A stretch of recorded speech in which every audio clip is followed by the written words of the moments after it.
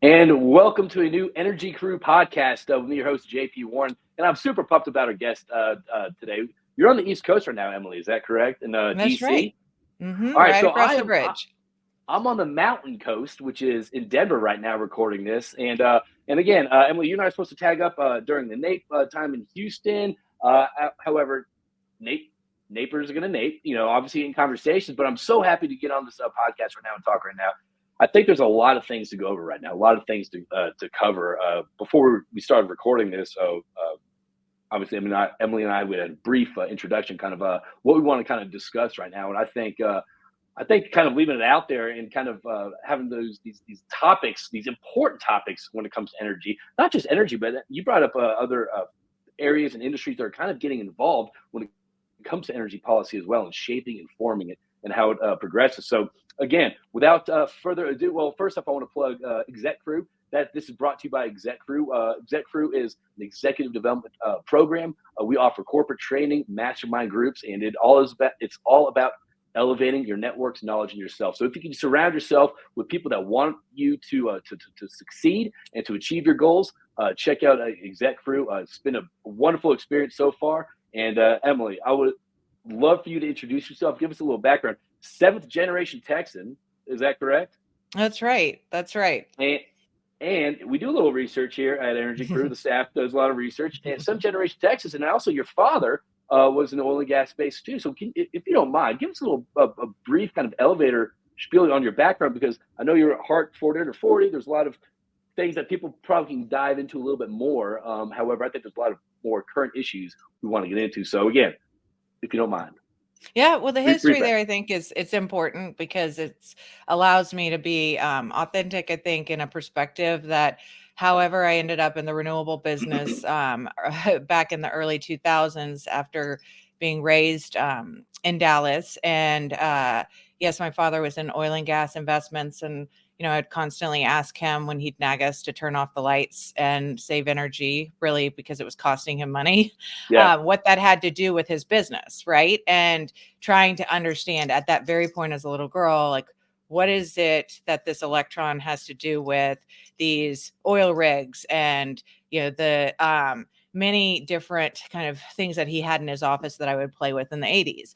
And I can remember the booms and busts, right? It determined our Christmases. Like Santa had good years and tough years. And so those cycles where he did a very good job of keeping the business out of our family setting, but it was very much a part of our lives. I am many generations of small town Texas, right? This isn't your big ranches. We had going way back a little town called Hillsboro, right in between Waco and Yes. Dallas. Waco and That's now Dallas. now the outlet malls. But Yep. grandparents and great grandparents from there, and then it goes on, and that's on my mom's side, the Herrings. And then my father was from Amarillo, Okay. and both of them moved to Dallas and went to SMU. And so that was big city for both of them, right? Going from small towns to big Dallas. And then Yeah. my sister and they encouraged us to spread our wings. So she and I ended up in Nashville at Vanderbilt. She went to Seattle, followed a college boyfriend, and I ended up going to DC to reconnect with my Texas kind of friends from high school who moved up here during the Bush administration. And Okay. so the background, I think, sets the stage for I have a great appreciation for the history of oil and gas. I think it is one of the most overlooked industries that has built America and the economy. I mean, it goes back to just from the early days of when our ancestors came over to America, and then they discovered these resources that allowed us to build these economies. And so through that, I've been intrigued in energy. I studied Enron in college and the rise and fall, the soft side of business. And it was before the shale revolution. So peak oil was in sight Yeah. in '03. This was also pre-investment tax credits for solar, which passed in '05. And I was encouraged by my father to get into the new energy space. Renewables were going to be, what was going to lead the industry in this generation. So what did you study in college that brought you to DC? I know you were chasing down Friends. Yeah. Or what were you studying that brought you up there? Friends. I studied too much in college. I was ready. I said they were having so much I fun don't. at You don't hear that Texas. problem that often. You don't hear that Well, problem that often.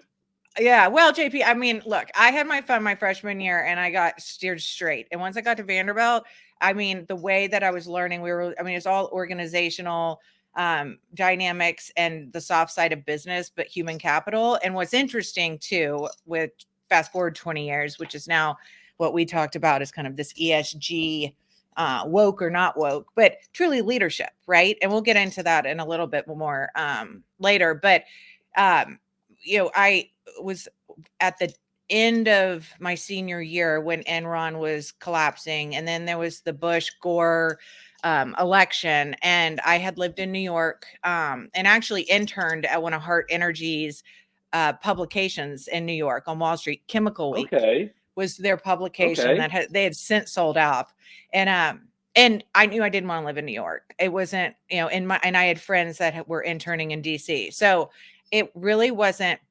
anything regarding politics um or policy, or I mean, I was one of the few at the time that had no real political connections, and it was very hard to get a job for that very reason, because I tend to steer in the middle. I've gotten a little bit Right. more opinionated as I've gotten older, but I think that's coming from natural. I think that's natural. right. Right. But I still, I mean, like, so we could digress on many topics. But when I had gone about 6 months into all these interviews and really wasn't wooing over the political candidates with being far on one side, which you have to scarlet letter here. And believe me, I came from a conservative background in Texas, but and DC was a different place then. Yeah. I ended up interning at a renewable energy trade association that was very small. There were two employees, and I was an intern. And then I was a second hire at the Solar Energy Industries Association, which was the trade group for solar. Okay, so I want to talk about that real quick. Okay, so that was in 2005, you said? Three. 2003. Okay, so 2003. So it's 2024 right now. Isn't that crazy? I know. I made a post the other day, actually, flipping the barrel, Maciel and Jamie in the minute. They're like, JP's been in the industry for 18 years. I'm like, whoa, No, whoa, let's don't not say get it. the Don't count. say it. So what was? I mean, I guess obviously the environment's changed. The technology's changed. The limelight on solar, all that stuff. What was the conversations and the kind of the vibe around kind of this new, I guess, emerging market Right. of renewables Then, and solar and all that stuff back in 23? Yeah. yeah. Well, I mean, Yeah. it was, we talked about this before. So you had very, very polarized side of this energy business that it was this technology solution that was clean. It was, being driven by state policy, rebate programs, but it was very much an electricity solution, right, for generating Right. power. But it was expensive. I mean, so solar then was still trying to crack the dollar a watt goal through these Right. DOE programs, very much of what you're seeing with DOE right now with hydrogen and carbon capture. I mean, Right. they also did with shale revolution, like with shale, and trying to solve how to commercialize these technologies. But there were different technologies at the time. So we had what ended up now, what you see in solar is had two reasons for commercializing. But at that point in time, PV photovoltaic panels were one of three types of technologies that were out in the field and being tested.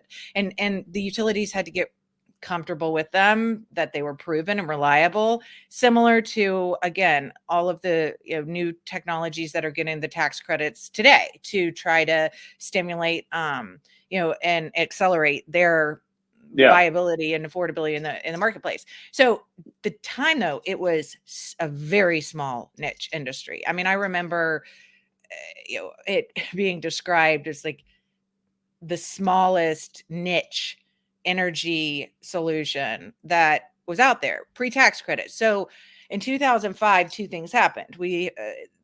I say the industry was very successful. I just pushed the papers and made the phone calls to set up the appointments.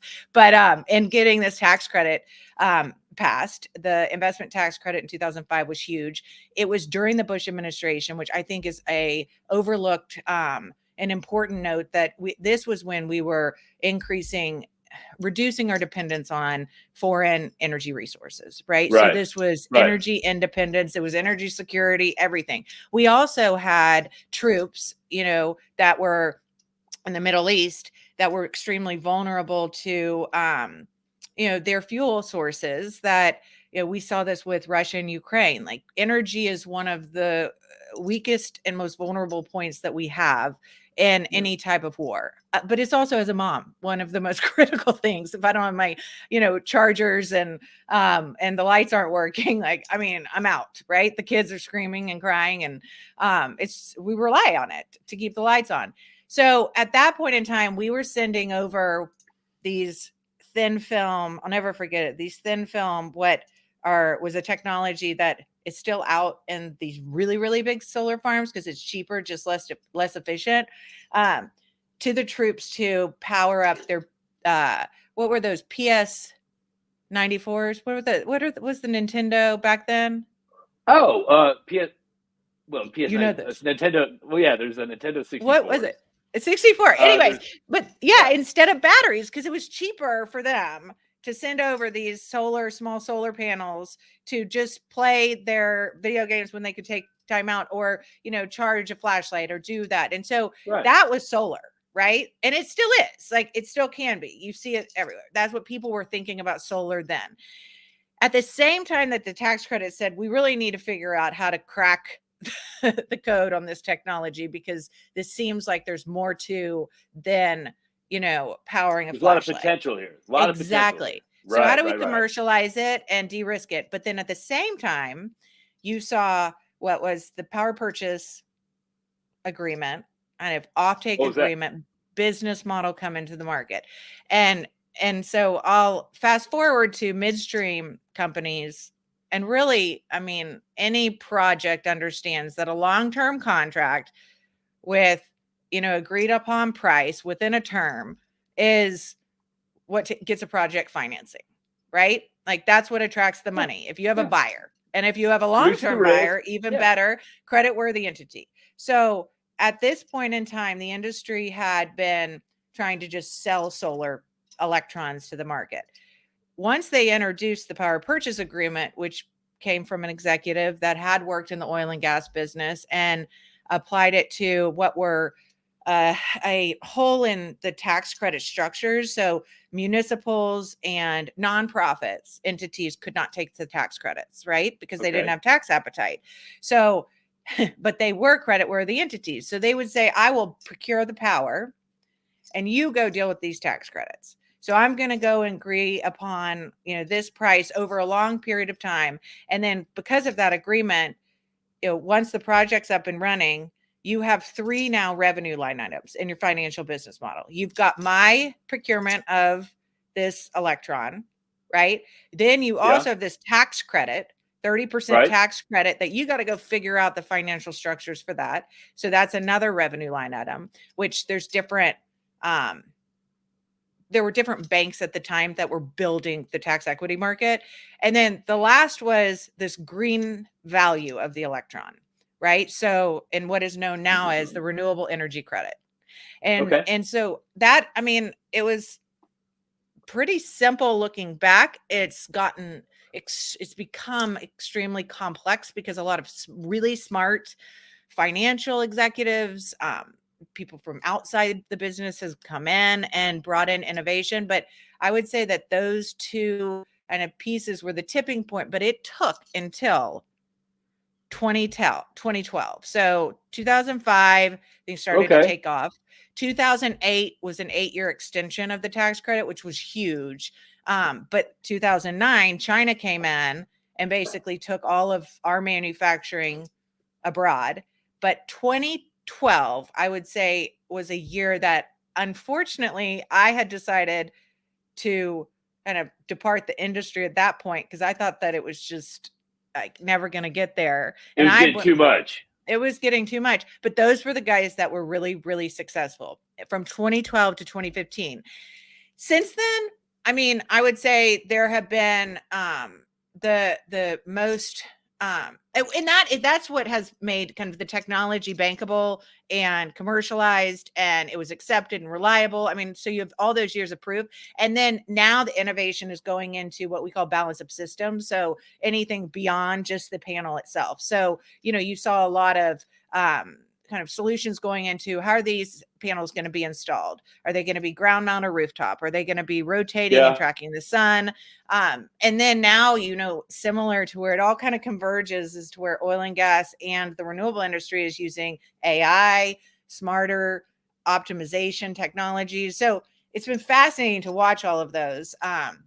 But it seems like, a long time ago, but then not a lot of time at all.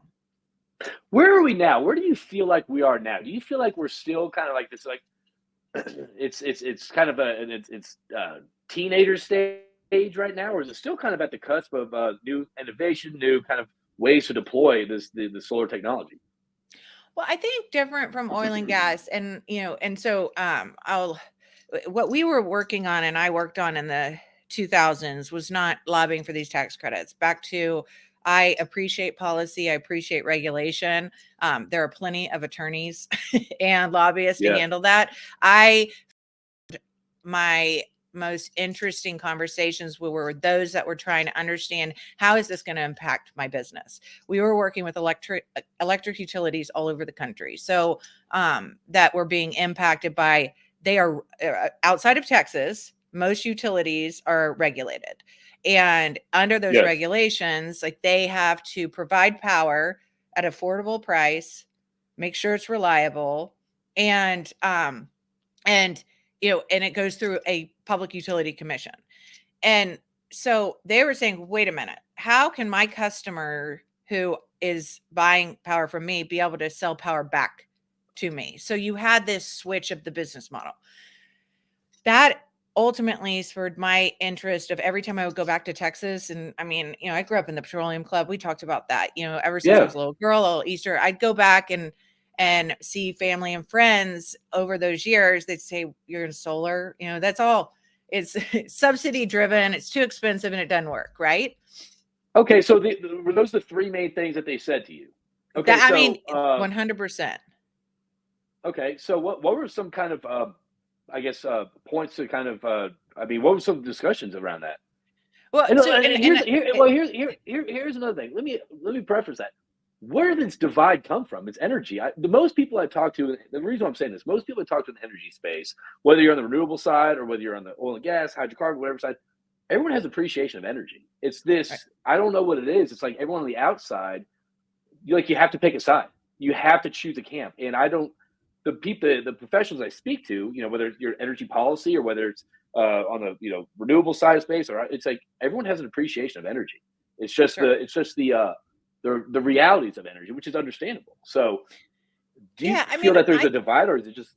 No, there is. I mean, I genuinely think it's political preference of how you tend to fall in those two categories. And then back to where we are today. Okay, how this comes together is with renewables, for the most part, especially solar, the sun is everywhere. And one of the misconceptions is that it has to be in the sunniest locations.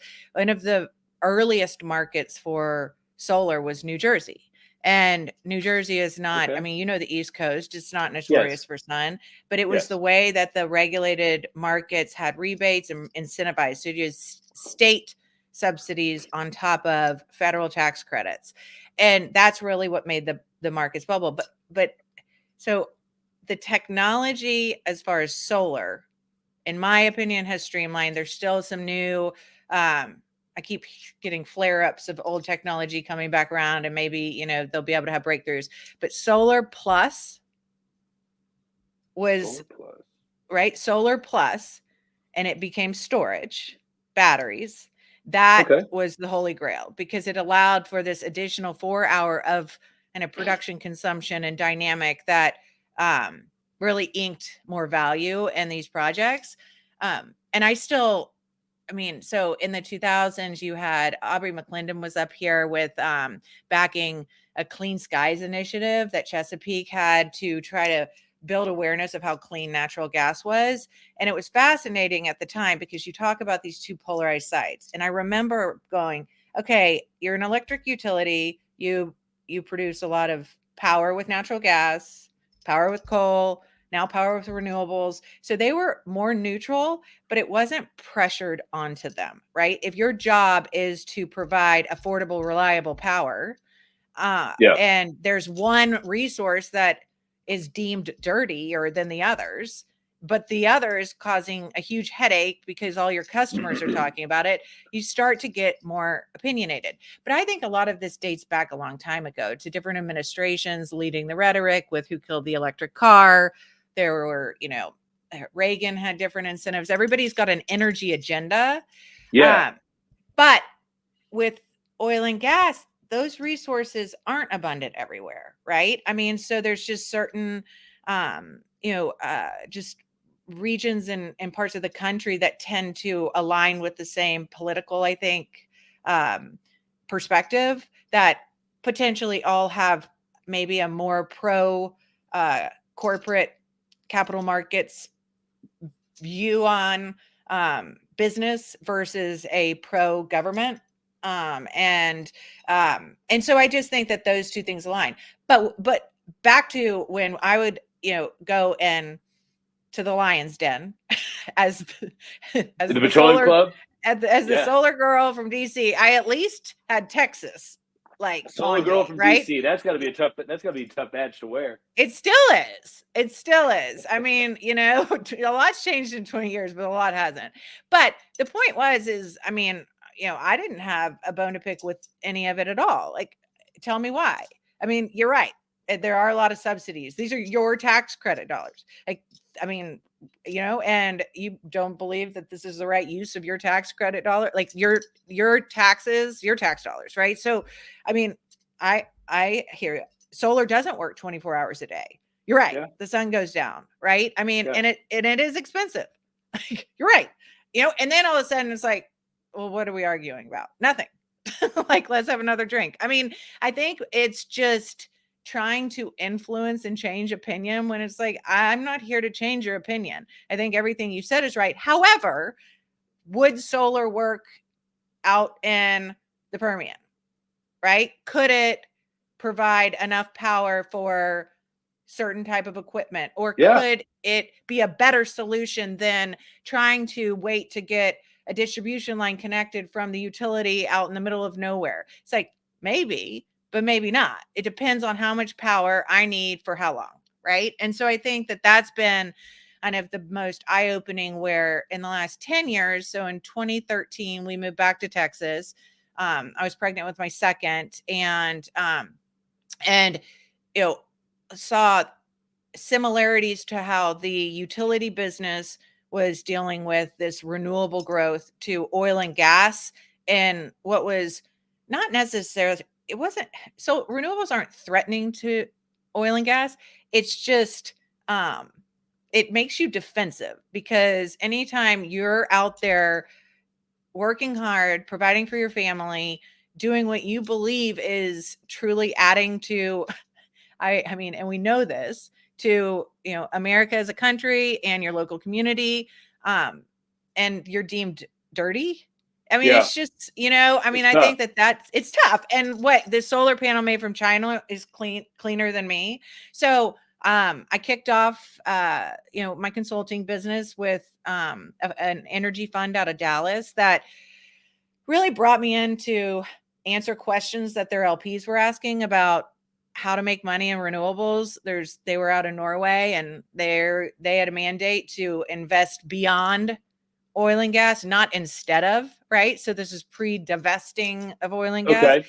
And so it was interesting to look at the returns at that point in time of their oil and gas assets and the renewable asset, those financial models and how to make money in this space. And so we worked with them and a couple of other firms. And then back to starting your own business. And this, it's just just continuing to try to turn over rocks to get new traction and new ideas and new interest. And it's really led to what has been a high level, I'd say, cheat sheet to answering questions about new areas in the energy business. I love that. So let's talk about that. Let's talk about kind of like you stepping, not stepping back, kind of stepping forward and starting Novos. Talk to me about kind of that journey and what was the initial, I guess, what was the initial vision and kind of what's evolved since then? Where are y'all at today? Well, I mean, so I genuinely still have this passion for energy, and I don't Right. know where it comes from, but it is truly just an area that I find is pretty black and white, easier to solve than a lot of these other big issues. But at the time we had moved to Texas, and I was then, after I had my daughter, very quickly pregnant with my third. And so, I had slowed down on my working. I wanted to be home with the kids and doing that, but my Right. brain was just craving this knowledge. And it was 2015, right? And so prior to that, I had reconnected with my dad. He had brought me into a lot of this investment, kind of the projects that he had in the midstream space and service space. And then I watched this industry go just down. Right. And I was just, it was just unbelievable, because for the first time as an adult, a mature adult, I could really feel what my neighbors were experiencing. And I'm sure what my father experienced all those in the years 80s. before. Yeah. Yep. And so I just wanted to help. And it sounds so trivial, but I just was like, how can you help provide more information about these new growing, booming energy markets to Right.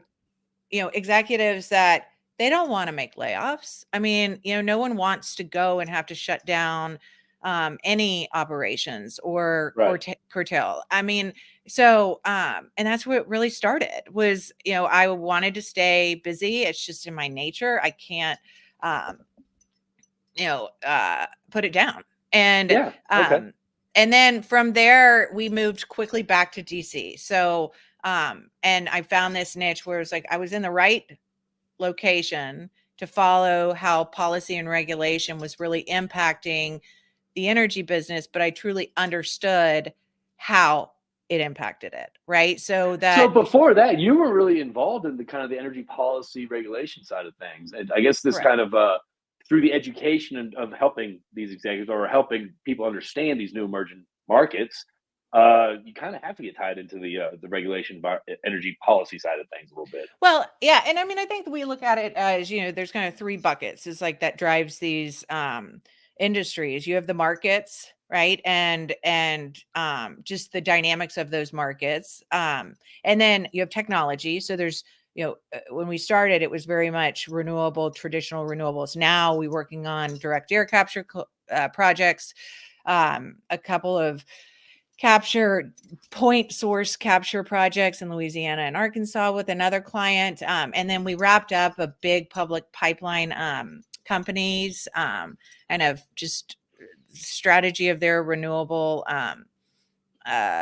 exploration, I would say. And so, we've found ways to go beyond what is just your traditional renewable power. And then with that, it's who then are we going to work with? Right. So when you and I started, there's a Right. comfort level of knowing who you can trust. You're going to get good deals from, good technology. I mean, renewables are it's all over the US. It's like, where do you even begin? And so, I always, I have a lot of true, tried and trusted, people I've known in the business for a long time that have gone from traditional solar to electric vehicle charging to storage to, and so from there, I'm like, I just try to steer people in the right direction, executives, to say, well, if you're going to look into this further, here's a handful of companies that are worth considering talking to. And so from that, it's kept the lights on. It definitely provides a lot of intrigue and interest. I'm sure starting your business and running your own company is very stress free and anxiety less. So, okay, so those that are outside of DC, or those that kind of maybe tuning in for the first time and all that stuff, you briefly mentioned kind of Novos, kind of you're the cheat sheet, right? So, if you don't mind, kind of talk to me about kind of like who y'all serve and kind of what y'all do. I mean, you were talking about it a little bit, but I would say give us an elevator summary on kind of like what y'all do, who y'all serve, and kind of if someone's out there, like what education or service you provide.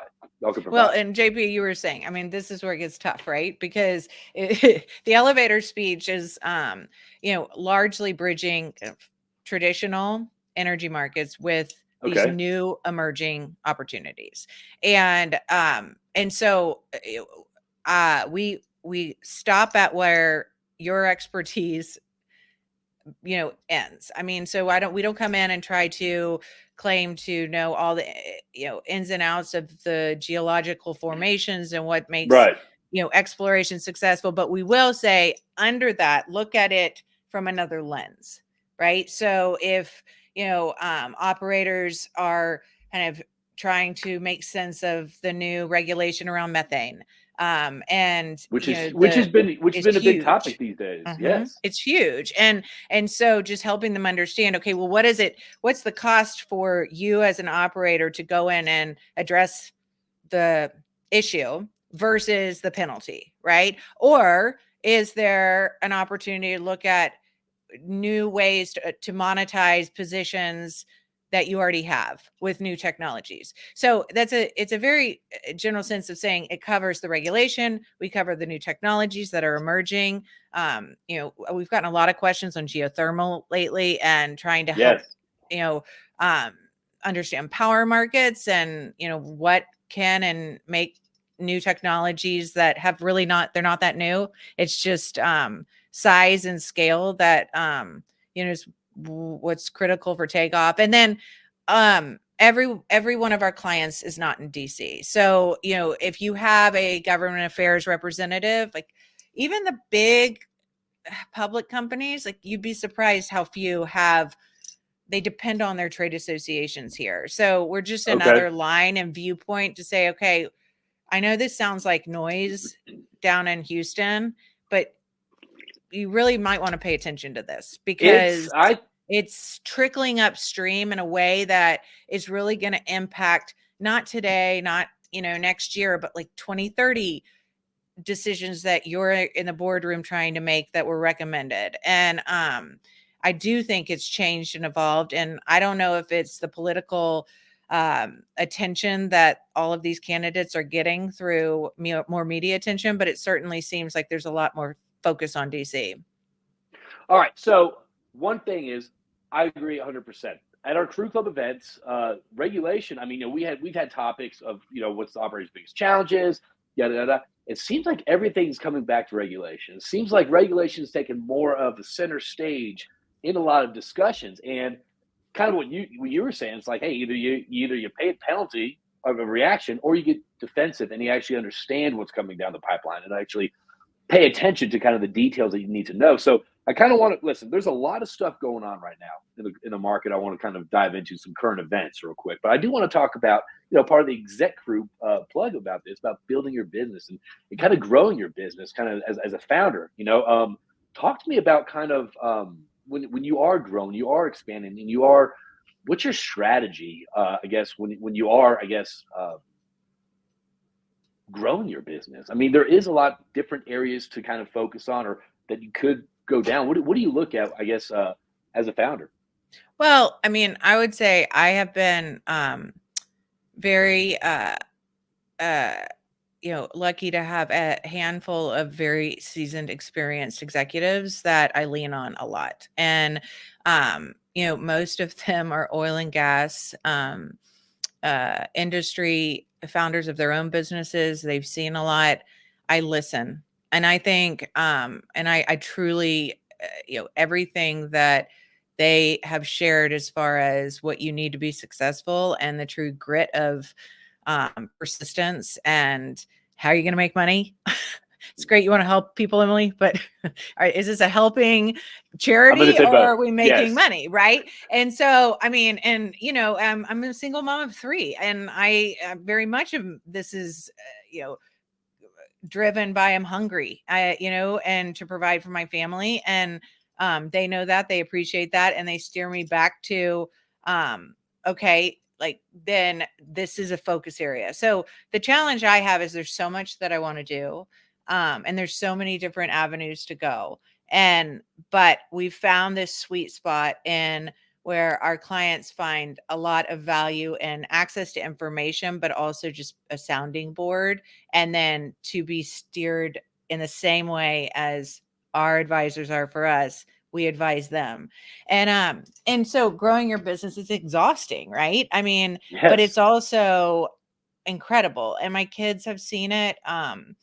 Through the pandemic, it was really hard. And I just think that I haven't been an employee of someone else since 2012. And my dad was independent. I mean, I don't know how he did it. He just went out on his own, and he put deals together, and he inspires me every day because he put my sister and I through Vanderbilt and allowed, my mother to be able to stay home with us. And um, it's a lot of pressure, but it's also incredibly rewarding. But you got to take the hits, right? Like, it's just, that's the Yeah. tough part. As a single mom of three, obviously, your brain is working. It's always thinking. I'm kind of in the same boat with a constant brain going all this stuff. How do you kind of? I mean, I guess it's kind of a tip and trick out there for any other mother or father out there that are kind of leading and trying to grow a business. But I mean, how do you handle that balance where you can actually spend quality time with children, but also kind of lead the charge and growing a business? I mean, look, I don't know if it is part of just the way that my brain is just constantly moving in multiple directions at one time. And I do think that, I mean, for me, it has become the family life has been recently more complex. But those early days with babies, it's unpredictable, right? Even Right. early days in marriage, it's unpredictable. I mean, business to me was like, you get up, yeah, it's a little predictable. You can hedge it. There's going to be ways to try to say, okay, do I want to go full steam? What does a good year look like? What does a good month look like? I have an incredible business partner. She and I worked together in our 2000s. She's in Richmond. And we, having that person in your life that is a friend, but also very much compatible and Right. looking out for your best interests, like, it's just invaluable. But along those lines, I mean, I think that there's the constant battle of, could I go in house, right? Or but to balance where my kids are at 12, 10, and 8, I am motivated every single day to keep doing what I'm doing so that I can be there for them. And, and they know, I mean, and they've just gotten used to it, that it's when these calls happen, when, work is there, but they also know that they come first. And so, and it's amazing how many, if you're authentic and open about it, I mean, people understand. They have families too. Yeah. Yeah, 100%. All right, so there's a couple key subjects going on right now. A couple current events. All right.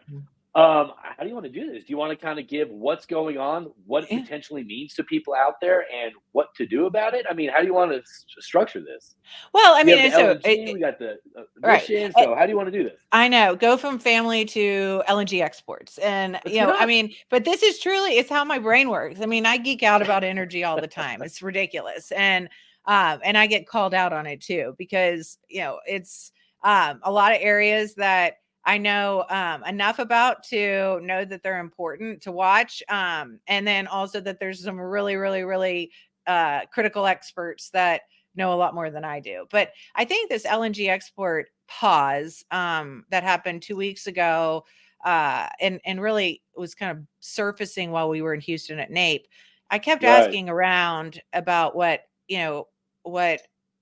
those thought about, like, how this was going to impact them. And I think then it didn't necessarily have the legs that it does now. And I I think it's interesting to set the context for, we as a country plan to double LNG export facilities by 2030. Okay. due to just last year, double the number that we had in the US to meet this new demand, to meet, what was providing our natural resource that we had abundant here in the US to countries like Ukraine, like Europe, that wanted to reduce their reliance on other countries that weren't playing nice, right? So, Okay. I think what's been fascinating was all of last year was all about energy security. And then you had the IRA pass. I genuinely thought that energy might have been a little bit off the table for this political cycle. And this LNG export focus has put everything back on what has been um going to, so essentially any LNG export facility that has already been in process is going to be able to move forward, but it's under review. And so, the ones that you've heard about that are approved and being built, that's kind of a subset to this is what we were looking at to those that are 5 years out. Well, you only Okay. have like 7 years to get your permitting through for one of these facilities. And under the DOE review, they're trying to review a number of different things. And this isn't abnormal, but what it has done is it just created this, there was a huge momentum as to what we were trying to do as a country, right? And meet this demand and be, using what we have as these natural resources in our country, which we don't have all, right? There's a lot of criticism to this electrification and those resources that we have to import. And so we were kind of ramping up, and then now to have this stall, whether it be political or not, and you're hearing a lot about it in DC, it's a delay, and a pause scares investors.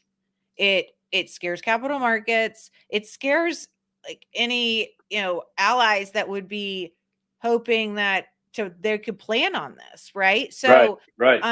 and so I think that alone, but then it's not just the facilities. If you think that about those that were the midstream companies projecting like, okay, we have, 10% of our EBITDA coming from LNG exports, and then we're going to see that as a growth opportunity over the next 10 years. We have to go reevaluate that. The producers, Changes things. like it essentially goes upstream. And whether you believe that, this is, gonna have, there's two perspectives. One is that we are supporting countries with our resources and their economies that may or may not be the best use of what we would be better used in America, right?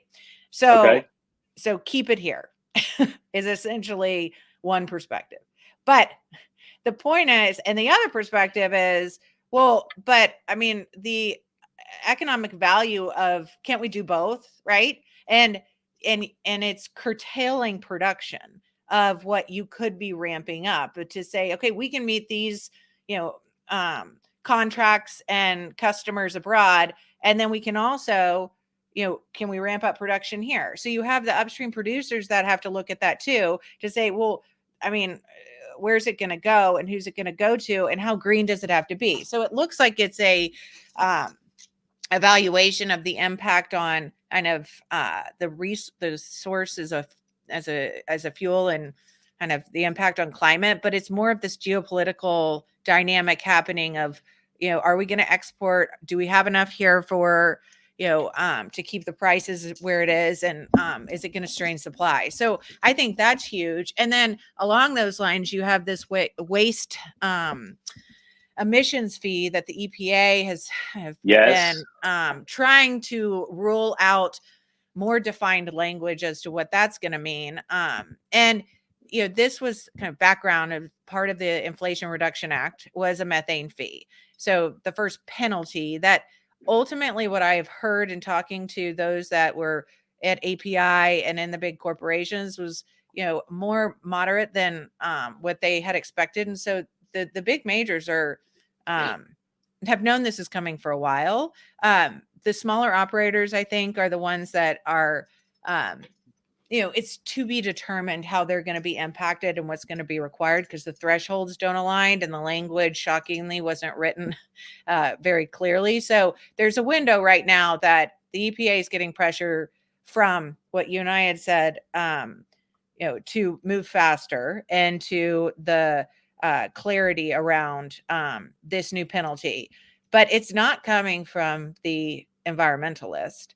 So last week's hearing with EPA had families, mothers that were up in the Midwest talking about the air quality and the impact on the health of their children growing up around these production facilities that are emitting too much methane. It's not directly connected. We can't say for sure, but asthma is starting to get pulled in.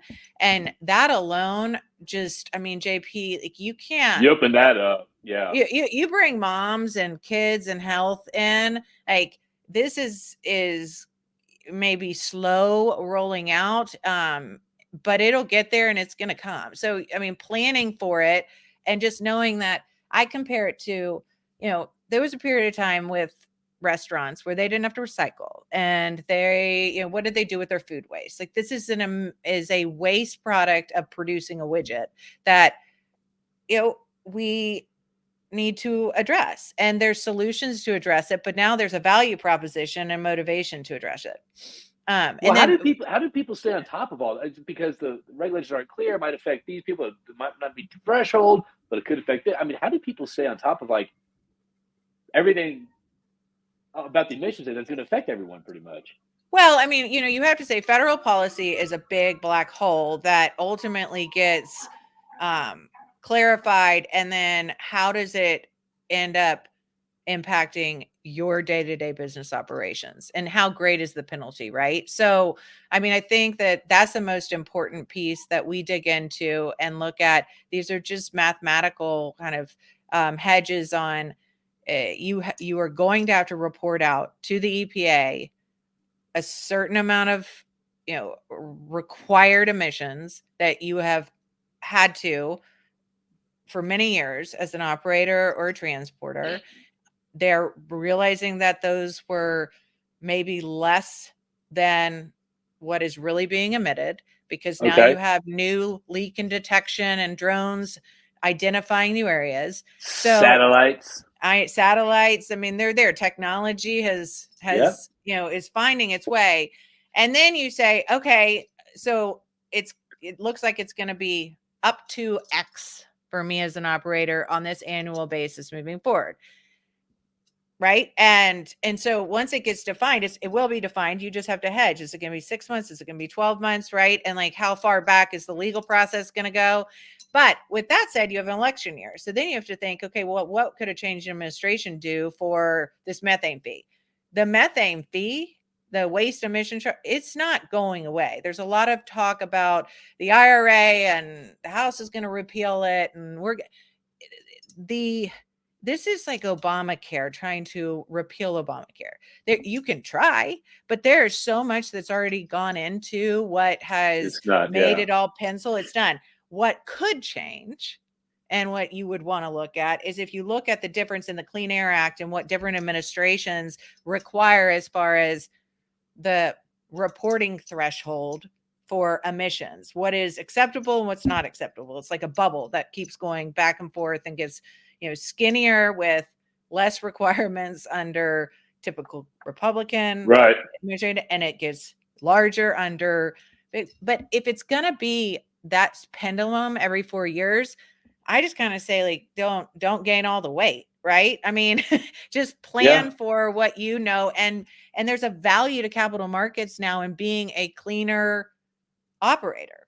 And it's interesting because it's almost as if these corporations and companies are getting in front of leading regulation. And I hope they do, because it allows the industry to truly, like, what do they say? Walk the talk. I mean, and define it, like, market yourself better.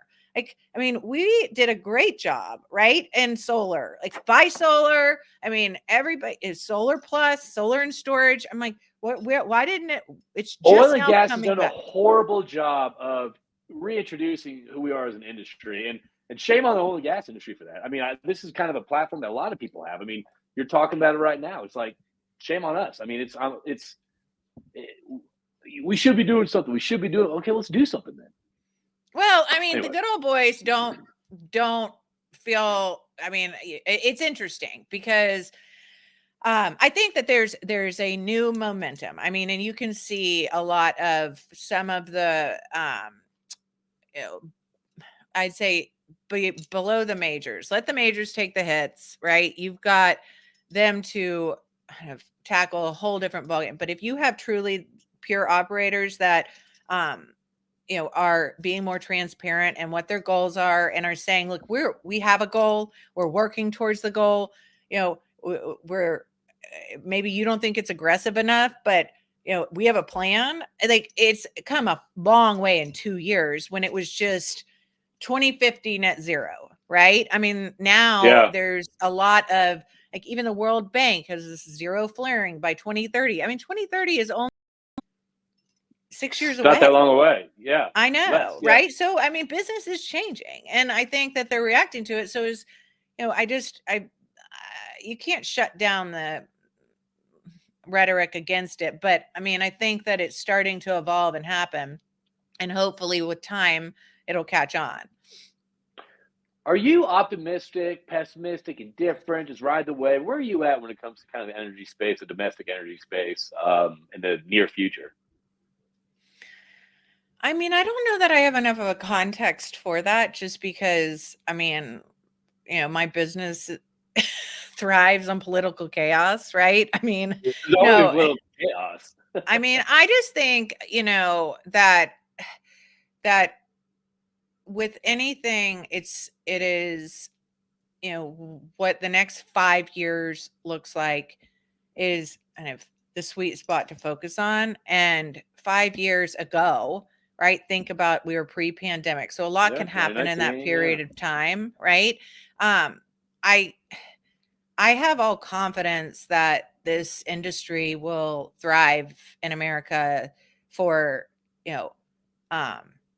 my children's future and their children's future, and that, we will take the resources that are below the ground and above the ground to create really innovative solutions to a more secure system than we had in the 90s. I mean, if you look back on, it's fascinating. I was just looking at kind of the history of the beginning of when oil was discovered in the US, truly to provide kerosene. And then it was another innovative cycle. And then it provided cars. And then it was like, and then we started refining products and making things for World War II.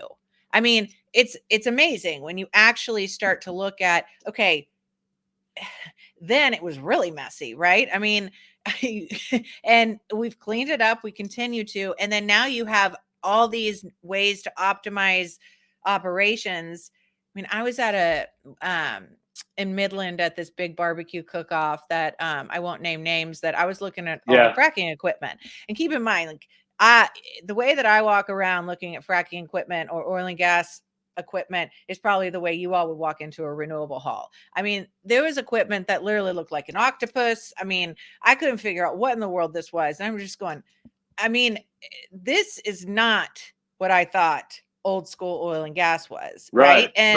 And there was another service company that had a solar, kind of, they had solar powering their generator, powering this. I mean, it is blending. It's emerging. It's coming. And I think that, it's, the demand is certainly not going away.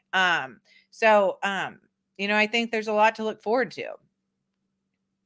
So how can people, what are we not touching on that we want to go over right now? What are we not touching on?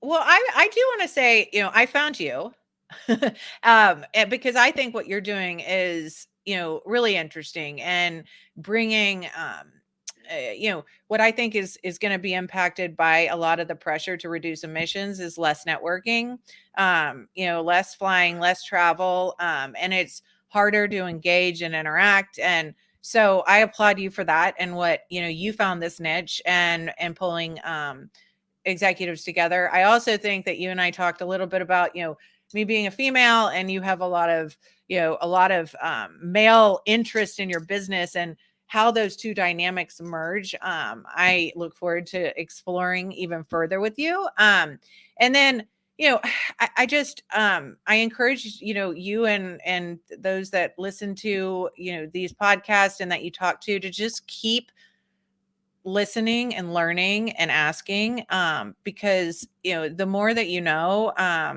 the more informed you're going to be about everything that's going on and where the growth potential is for you as a professional and your business.